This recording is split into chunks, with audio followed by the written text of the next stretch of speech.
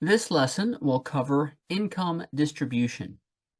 So, when it comes to managing your finances, it's very important to view your paycheck as more than just a lump sum of cash. Rather than seeing it as a gross windfall begging to be spent on whims or whatever comes to mind, we should rather recognize that it represents your hard-earned income. And as such, every dollar needs to be carefully allocated and considered toward various categories of expenditures that you know you're going to have. Analyzing your paycheck and comprehending its various components, this includes what financial expert Dave Ramsey calls the four walls, which are food, utilities, shelter, and transportation, along with healthcare, investments, self-enrichment, and of course the all-important emergency fund. They provide clarity on your actual disposable income after all of your normal expenditures have been taken care of. And this awareness empowers you to craft a budget allocation strategy that prioritizes your essential expenses before considering discretionary spending. And by adopting this mindset, you shift from merely receiving a paycheck that quickly evaporates to actively managing your finances. And this proactive approach allows you to take control of your financial well-being, prioritize your spending, and work towards achieving your short-term and long-term financial gains.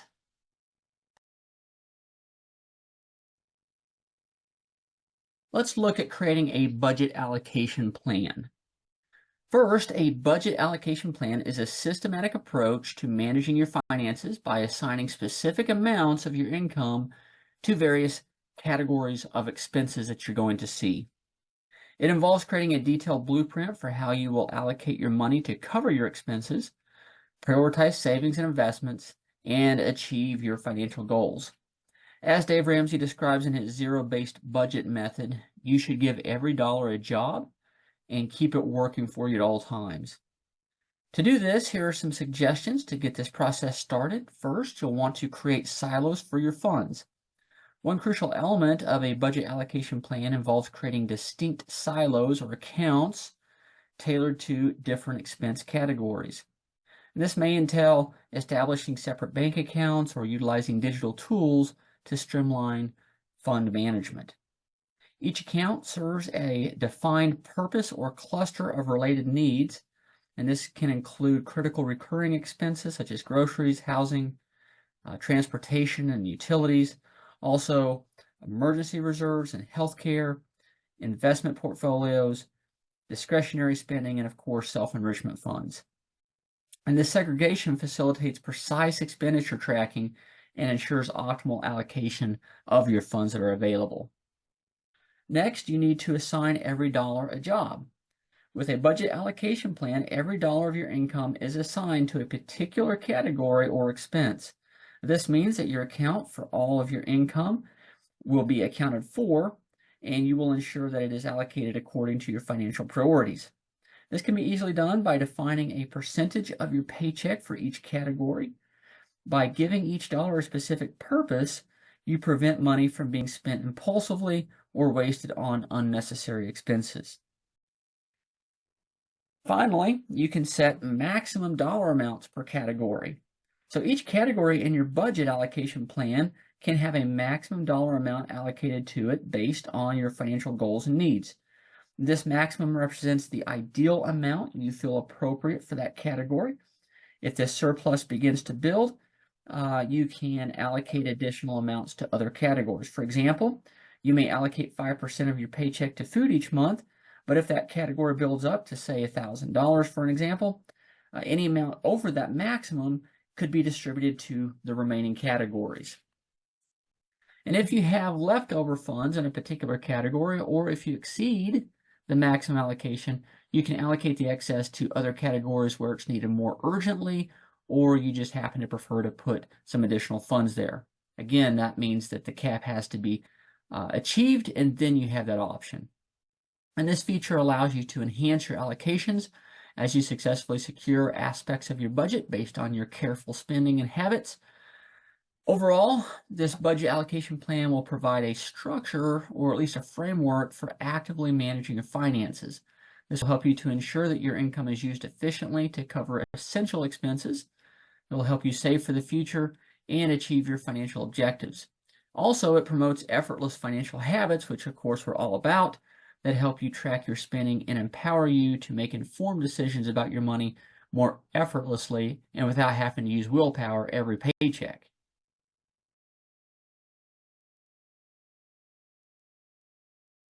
Let's now take a look at an example of a budget strategy. And of course, you can adjust these percentages based on your individual circumstances or preferences. And of course, also, you can regularly review these percentages and update them based on any changes to your income, expenses, or goals. So first, we see that we may want to allocate about 25 to 35% toward our housing expenses, and this can include mortgage payments or property taxes, your homeowners or renters insurance, as well as maintenance costs. So don't forget the maintenance costs, and also this is a big category, so consider maintaining financial flexibility here by keeping this particular expense as low as possible, while also keeping up with your maintenance to avoid substantial deferred maintenance costs. So this is a really important category to consider and watch closely. Next, we see that we could allocate somewhere between 10 and 15% toward our transportation. And this could include covering car payments, of course, fuel, maintenance, insurance, or any public transportation costs that you might incur each month. So here, consider prioritizing affordable and efficient transportation options while avoiding excessive spending on vehicles.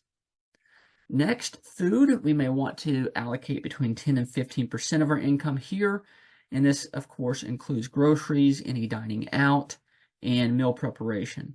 Here, consider prioritizing nutritious and cost-effective food choices while avoiding or at least balancing convenience and dining experiences. Utilities, we can allocate and should allocate about 5 to 10% of our income, according to experts. And this, of course, includes electricity, water, heating, cooling, our internet, phone services, etc. And again, consider minimizing utility expenses through energy efficiency and budget-friendly service plans. So be careful with this expense. Of course, we should be careful with all of our expenses. Next, we see insurance and healthcare, and experts recommend between 5 and 10% of our paycheck in this category.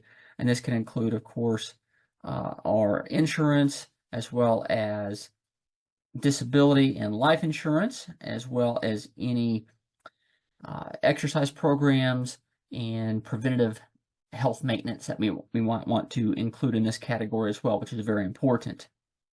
So consider building comprehensive insurance coverage or bundling it in order to basically reduce your overall expense in your insurance, as well as don't forget to invest in preventative health care to minimize long-term costs. Next, we have our emergency fund, and this is recommended to be about 10 to 15% of our income. And this, of course, aims to fund any emergencies that accumulate or we might run into. And this should be about 3 to 6 months worth of living expenses.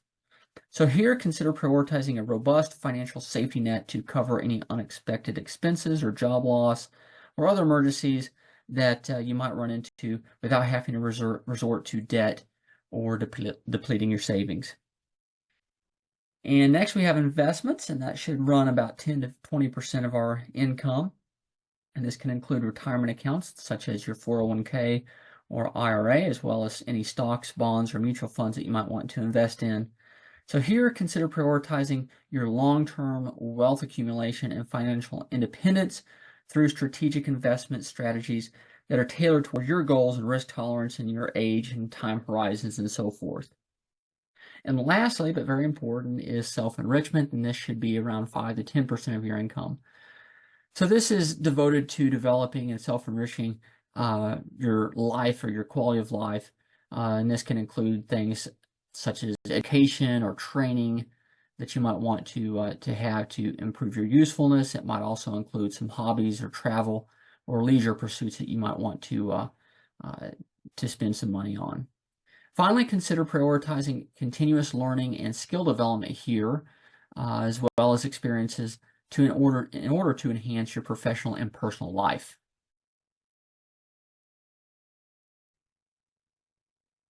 As we move on to this slide, remember that we're trying to create effortless behavior or habitual behavior with our finances every month so that we're not having to use willpower and discipline to achieve our long-term goals.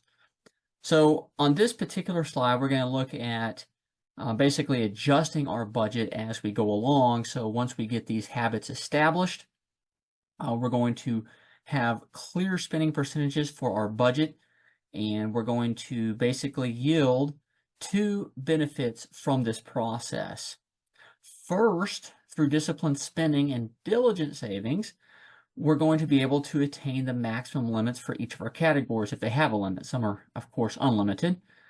So this enables us, or will enable us, to be able to redirect any surpluses over time to other categories that we want to reinforce or that may have a higher priority, or at least we place a high priority on them. And these available funds can then be distributed. The surpluses can be redistributed throughout the other categories. This will, over time, continually ease our stress and also enhance our overall quality of life. So this is kind of where we're heading with this consistent habitual financial behavior.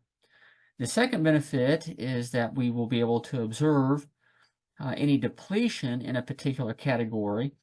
So we will have heightened awareness and be able to promptly adjust our spending habits or reallocate funds in case we see any excessive expenses. We can, of course, limit those expenses or reduce them, and therefore ensure that we are proactively managing our finances. And this is some really important outcomes from this process. As we wrap up our lesson on income distribution, let's take a quick look at three important takeaways from this lesson. First of all, realize that your money should not be viewed as an end-of-the-month windfall that can be used for impulsive or discretionary spending. Rather, every dollar, even surplus, should be considered a category and also assigned a specific job. And then finally, these small habitual financial steps each month will allow us to take control of our finances and our financial well-being without having to use effortful discipline in order to not spend our paycheck where we shouldn't. So as always from this program, we're trying to do things effortlessly by creating good habits. So this week's action item, I want you to establish a particular budget that's appropriate for you. Make sure to include the main categories of housing, transportation, utilities, food, healthcare, and insurance, emergency funds, investments, and self-enrichment. And also, while you're at it, be sure to include the percentages of your paycheck that you feel are appropriate for each category. Remember, these can be adjusted over time, but give yourself a good start. And then also try to establish or identify category maximums that you find are appropriate for those categories. Again, this can be adjusted later. Some categories may not have a limit, such as investing or self-enrichment or maybe housing. Those may be unlimited categories, but a lot of the other categories can have limits. So try to identify what you find are appropriate limits for those categories in your situation. As always, I hope that you've enjoyed the program, and remember that we are shaping your future one habit at a time.